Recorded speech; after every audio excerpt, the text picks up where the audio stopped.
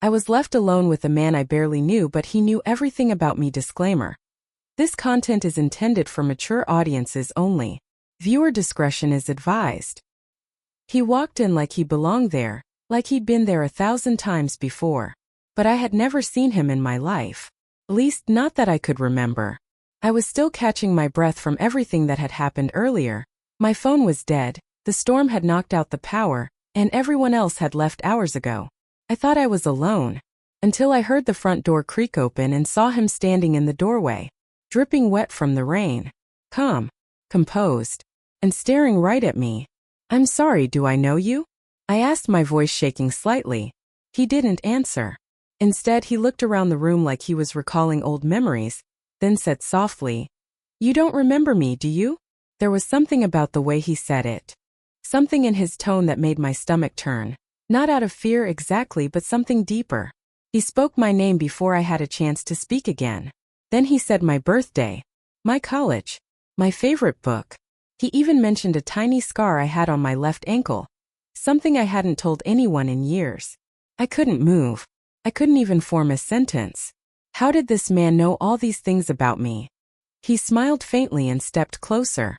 "I've waited a long time to talk to you." Alone. In that moment, 1,000 thoughts raced through my mind. Was this some elaborate prank? A stalker? Someone from my past I couldn't recall? Or was it something else entirely? Everything felt surreal. Like time had stopped. I looked around for my bag, for any way to call for help, but I was frozen. Physically and emotionally. And that's when he whispered something that changed everything. But I'll get to that in a moment. Before I do, I want to hear from you. Have you ever met someone who seemed to know you better than they should? Drop your thoughts in the comments or take the poll. Was he someone I knew in another life? A stranger with secrets? Or something even darker? Let me know what you think happened next. Your guesses might be closer to the truth than you imagine, because what he revealed next still keeps me up at night. I stood there frozen, still clutching the edge of the table, trying to make sense of what I had just heard. His voice was calm, too calm for someone who just revealed things about me that only a close friend or a deeply obsessed stranger could possibly know. But the thing was, he didn't feel like a stranger. His presence was unsettling, yes, but not unfamiliar. There was something in his eyes that made it hard to look away. A softness. A sadness maybe. Or was it guilt? "You don't remember me," he said again, his voice low but steady. "That's okay. Most people wouldn't." That line hit me weird. Most people. What did that even mean? He moved to the living room like he belonged there, casually brushing his hand across the back of the couch. The rain was still coming down hard outside, and the wind whistled through the crack in the old window pane. I should have felt afraid, but my heart wasn't racing from fear. It was racing from confusion, from curiosity. I asked him again, more firmly this time. "Who are you?" He didn't give a straight answer. Instead, he said something that made my stomach drop. "You always used to ask too many questions." "Still do." I blinked. That was something my mother used to say to me. But she passed away 3 years ago. And it's not like that was ever written down or said in public. How could he possibly know? I took a step back and asked, "Have we met before? Like, in college or something?" He smiled, but it wasn't the kind of smile that put you at ease. It was like he knew something I didn't. "We've met in places you wouldn't remember," he said. "You've changed a lot. But some parts of you, still exactly the same." I suddenly felt exposed, like he could see through me. And not in a metaphorical way. I'm talking about the kind of feeling where someone reads you like a book you didn't mean to open. My fingers gripped the fabric of my sweater. My breathing felt shallow. Then out of nowhere he said a name I hadn't heard in years. A name I never say out loud. One connected to a memory I'd buried so deep. I sometimes convinced myself it never happened. That's when I realized, this man didn't just know me. He knew parts of me I'd long tried to forget. But how? And more importantly, why now? Before I could ask, he sat down, looked me straight in the eye and said, "You're going to want to sit for this." I didn't sit. I couldn't. Every part of me was tense, like my body was preparing to run or scream or just disappear. But I stayed. Maybe because deep down I needed answers more than I needed comfort. I asked again, this time quieter. Who are you really? Why do you know all of this about me?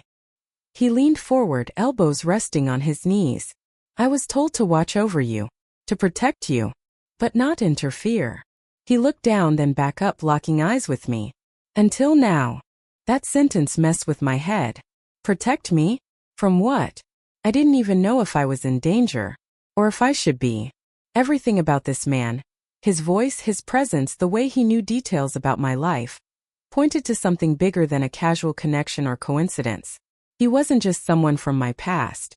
He was someone who'd been there through it all, just unseen. I don't need protection, I said, trying to sound stronger than I felt. He smiled again, but this time it held something like regret. You think that because you don't remember. That's when a second thought crept in. What if he wasn't lying? What if there was something I'd forgotten, something about my past that had been buried or blocked out for a reason? Maybe even by me? He started mentioning events that didn't make sense at first. Nights I'd woken up with a racing heart. Moments I felt watched but brushed it off. The strange dreams I had when I was 17. Little things I never told anyone. Things I dismissed as imagination or anxiety. You were always meant to meet me, he said. But it wasn't supposed to happen like this. I shook my head, frustrated and confused. Why now? What changed? He hesitated, then said, because someone else knows about you now too. And they don't want to protect you. That was the first moment real fear settled into my chest. There was someone else? Watching. Following. But with a different purpose? The room felt colder suddenly, like the air itself had shifted. I realized I hadn't checked the door. Was it even locked? Before I could move, he added quietly, this isn't just about your past. It's about what you're about to remember. And just like that, a new wave of tension filled the space between us. Viewers, what would you do if a stranger told you your memories weren't real? Would you believe them? Or walk away? Comment your thoughts below and tell me, do you trust him yet? Or is there something darker still waiting to surface? I wanted to run. Or scream. Or throw something just to feel in control again. But I didn't do any of that. I just stood there, heart pounding in my chest like a warning bell, while this man, this complete stranger who somehow knew the most intimate pieces of my life, kept staring at me like I was the one who needed to explain something. What do you mean I'm about to remember? I asked, my voice barely above a whisper. He didn't answer right away. Instead, he pulled something from the inside of his coat. A folded photo. Old, creased, like it had been carried around for years. He placed it gently on the table between us.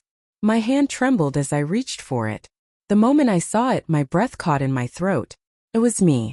Much younger, maybe 9 or 10, standing next to a woman I didn't recognize. And behind us, there he was.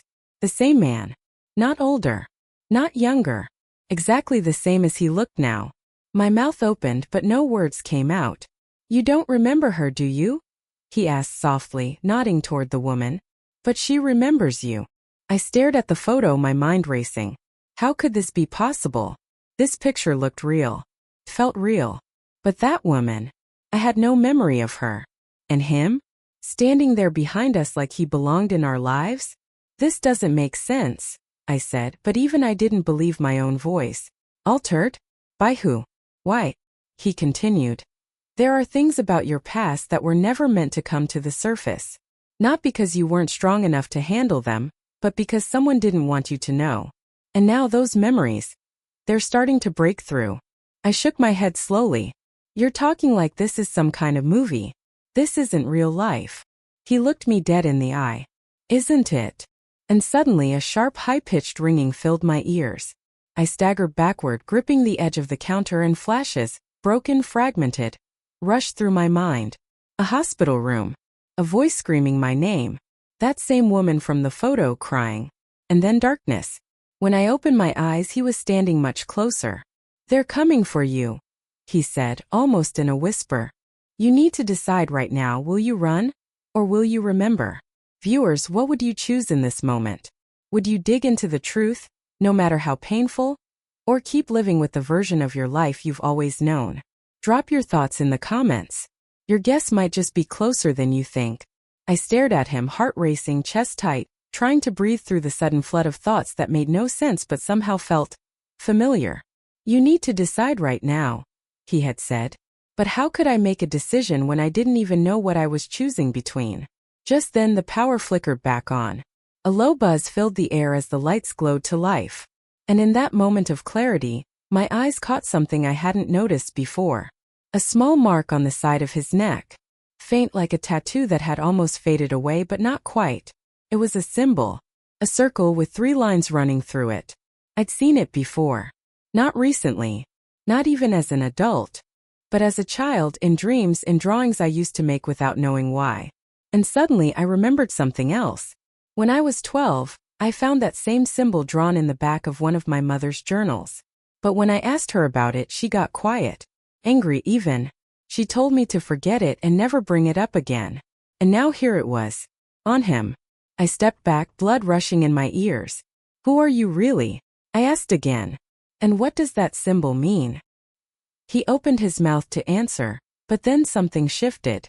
His eyes darted toward the window, jaw tightening. We don't have time. He rushed toward the front door and locked it, then pulled the curtains shut.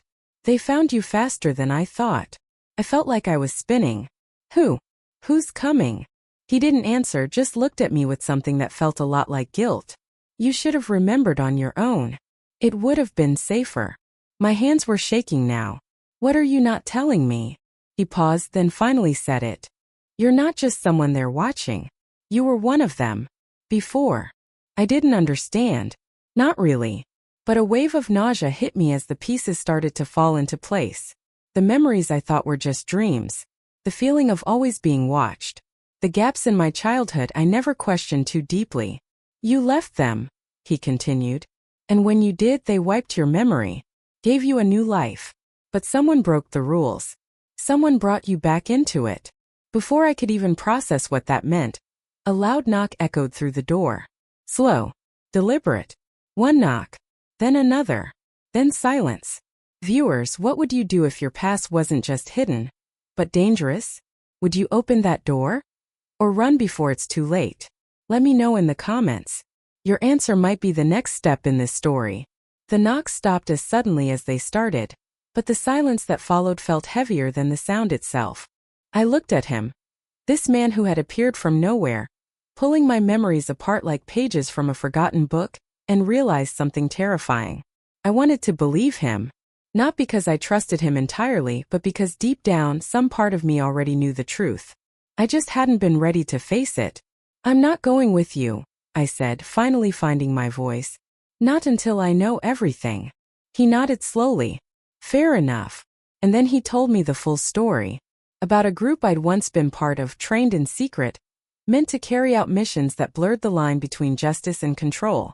I had questioned them too much. I wanted out. So they gave me a way out. A clean break. A new life. But someone didn't want me to disappear. Someone wanted to pull me back in. And that someone had found me. The mark on my neck, he said, means I broke their code. I chose to protect you, not report you. And now they're after us both. It sounded unbelievable, but also painfully real. Because somewhere between the gaps of my old life and the safety of the new one, I had lost myself. And maybe now I had a chance to finally put the pieces back together. Not for them, not even for him, but for me. I asked him one final question. If I remember everything, will I still be me? He looked at me like he'd been waiting for that question all along. You've always been you. Just not the version they wanted. The wind outside had settled. The rain slowed to a quiet tap on the roof. Whatever had knocked on the door was gone for now. And with it, the illusion of a life untouched by secrets. I didn't run. I didn't open the door either. I stayed. Sat down. And for the first time in a long time I was ready to remember, not because I had to, but because I chose to. And maybe that was the whole point. So now I'll ask you, how much of your life do you really remember? If someone told you your past was rewritten, would you want to know the truth? Let me know how this ending made you feel in the comments. Would you face your old life? Or protect your new one? And if you'd like to see what happens next, maybe this isn't the end after all. The door stayed shut. For minutes, maybe more. Time started to blur after the knocks ended, but the fear in the air lingered like fog that refused to lift. I stood there, staring at the door, waiting for another sound, but none came. Just silence and the heavy feeling that my life was never going to be the same again. He stayed close but gave me space, watching me carefully like I was about to break. But I didn't. I couldn't. Something inside me had already shifted. I finally sat down on the couch, still holding that old photo he had given me. I looked at my younger self, smiling without a clue what the future would hold. That girl had no idea she'd have to forget everything to survive. But now, sitting here years later, I wasn't sure if remembering would save me or destroy me. So what happens now? I asked him quietly. He exhaled, the weight of everything finally catching up to him too. Now you choose. They know you're awake now, your memories are waking up. You can walk away and live the life they gave you, or you can remember and face the truth. But it won't be easy. I looked around my apartment. Everything suddenly felt like it belonged to someone else. The framed pictures, the books I thought I loved, the quiet routines. I had built a life on erased memories. And now I had to choose whether to keep living that story or rewrite it. I want the truth, I said. Not because I was brave, but because I was tired of living in the dark. If someone was out there writing my story, I was ready to take the pen back. He nodded once, then handed me a small envelope. Inside it were keys, coordinates, and one final sentence scribbled on a torn piece of paper. Come when you're ready. Then he left. No drama. No goodbis. Just the quiet sound of the door closing behind him. I didn't follow him, not right away. But I didn't throw the envelope away either. It's still here, sitting on my table, waiting for me to take the next step. And maybe I will. Or maybe I already have by telling this story. So I'll ask you, if you had the chance to remember who you really were, would you take it? Or is forgetting the only way to feel safe? Let me know in the comments. And if you want to see where this path leads next, maybe, just maybe, there's a part 2 waiting to be told.